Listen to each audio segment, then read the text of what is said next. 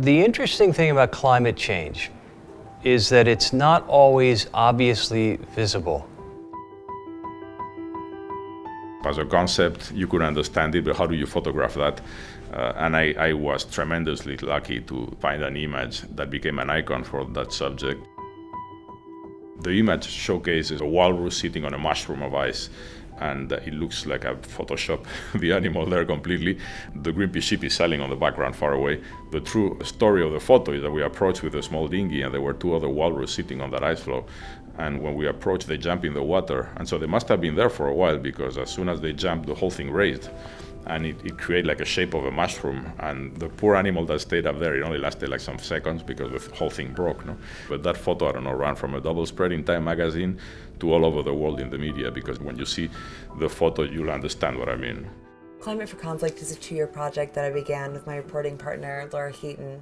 What really launched the project was the discovery of the only ever land survey created in Somalia. It was made in the 1970s and 1980s.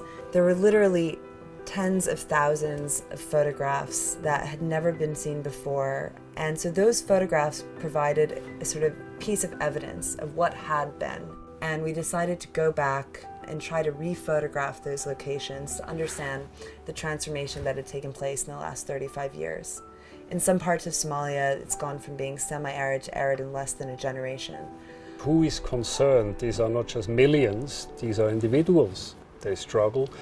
They have cyclones, they have floods, that's when the media comes, but they have constant silent disasters like erosion going on. I think 8 of the hottest years on record were within the last 12 years. We have a permafrost which is melting, the glaciers which is melting, we have landslides, mudslides, we have heavy rains. Our nice river systems cannot catch this heavy precipitation. We are flooding, we are struggling with all sorts of things because we have not given attention to it. We have lost 30 years.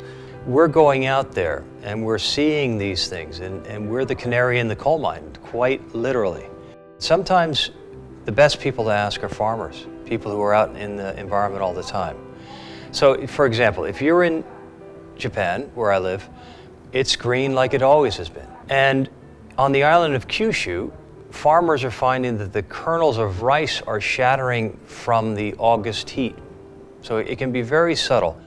Unless you're on the border of a desert or you're in the poles watching a glacier melt, you're going to have to be a more keen observer to see it in your own life.